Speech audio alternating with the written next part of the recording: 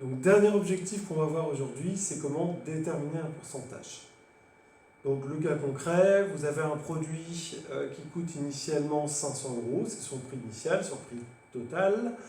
On vous donne la valeur de l'augmentation ou de la réduction qu'il va subir, suivant l'exercice que vous croisez. Donc ici, on nous dit que la réduction ou l'augmentation correspond à 25 €. Et moi, ce que je veux savoir, c'est cette augmentation, cette réduction correspond à quel pourcentage du prix total.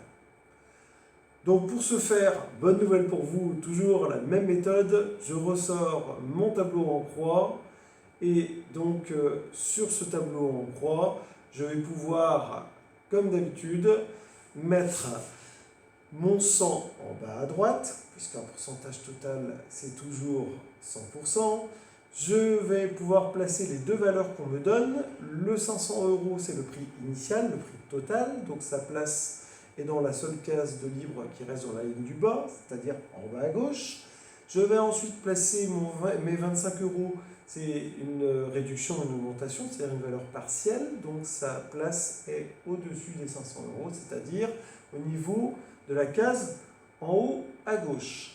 Si jamais vous avez un doute, vous ne savez pas où il faut mettre 500, où il faut mettre 25 dans la colonne de gauche, il y a une méthode infaillible sinon, c'est que la plus grande valeur, c'est la valeur totale.